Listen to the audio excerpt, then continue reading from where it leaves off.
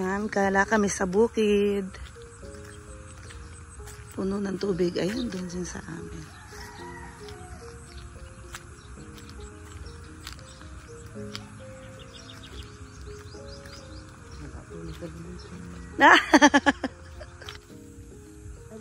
Ayan, sa pinsan ko yan.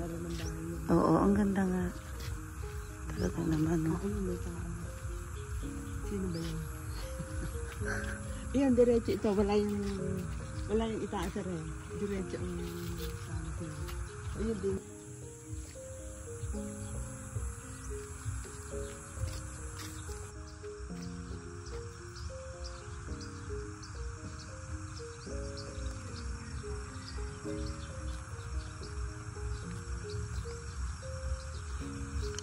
Ito yung guava tree. Kaya lang wala siyang bunga ngayon. Tapos ayan ang aming papaya. Ayan. Tingnan nyo, andito na ako. Ang liit ng papaya. Kasi taas ko lang. Mataas lang siya ng konti sa akin. Abot na abot ko yung mga bunga. O, diba?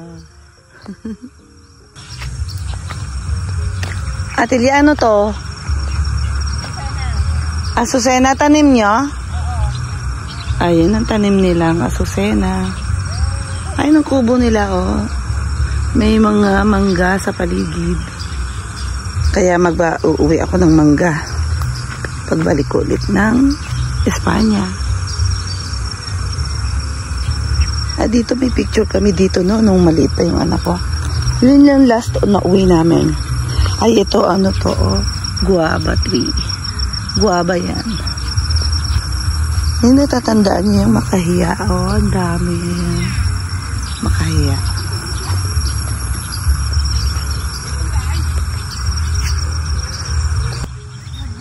Atelia, ano to? Ito. Ayan, pipino. Pipino to?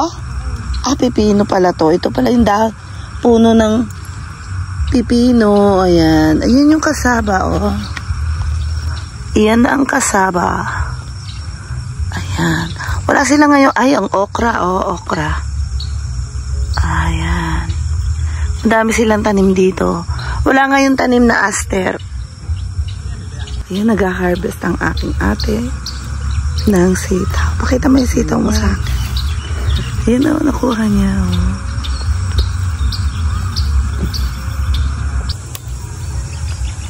Ayan ang malunggay. Tama na rin. Malunggay. Uy, tama na. Baka naman masayang lang. Bakit? Hindi. Ano na yung Anong luto ko dyan?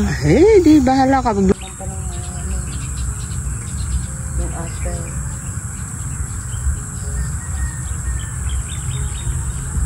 Yun yung bamboo tree. Dami. May bunga yung mangga. Hindi ko lang kung kita dito, pero may bunga siya. Hindi pa humay. Madaming bunga. Ang taon. May santol din. Ay, oo, saglit. Meron din dito santol. Ito yung kubo nila sa likod ng kubo. Ito yung taniman nila. Ito yung santol. Oo, may bunga nga. Ayan, may bunga, kaya lang hindi pa siya hinog. Ayan. Yung santol. Ang daming bunga. Matamis naman to. Oo, matamis yan. Sayang, hindi namin maabutan. Saglit lang kami dito. Ayan ang bunga. Oh. Santol. Ang tagal-tagal ko na hindi nakakatikim yan. So, kung ano yung tinagal ko sa Espanya, ganun din katagal. Ang hindi ko pa nakakatikim yan.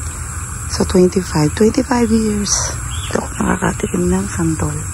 Ayan, no, may talbusan pa sila, oh. Madali naman wala. Kahit sa China, wala. Yan, no, may talbusan pa sila dito. Maganda yan sa katawan. Ano nga bang nito, benefits nito, Atelia? O diba, maganda yan sa para nakakagamot din nata sa diabetes. Yan. Ayun yung gabi. Gabi.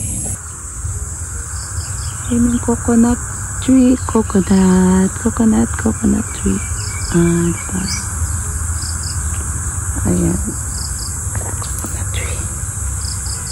Meron ding mangga pa doon, no? Ang taas-taas. Baka hindi na nila makuha yun. Masyadong mataas. Yung bunga. Oo, diba? Oh. Tapos ito yung santo.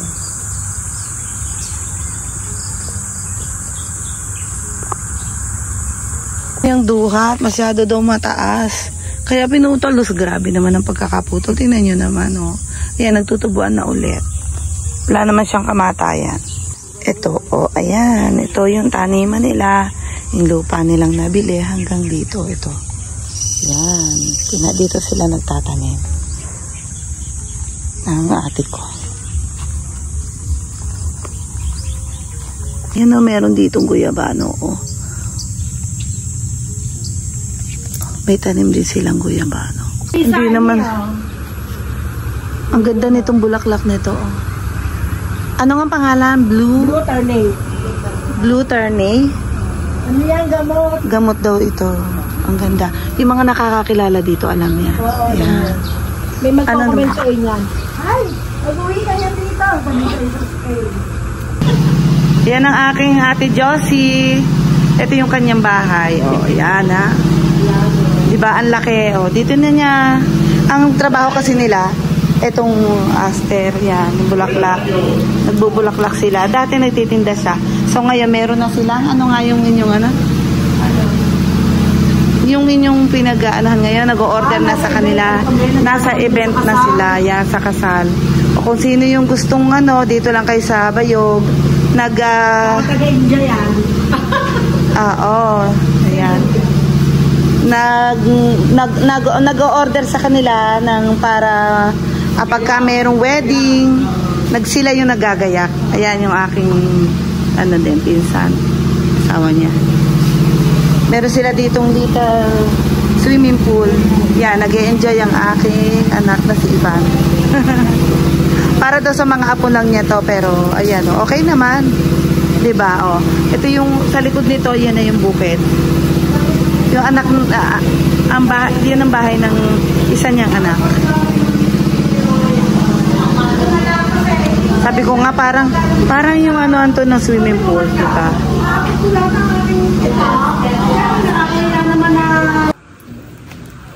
Yan ang amin na harvest. Na harvest kanina. Diba? Fresh vegetables.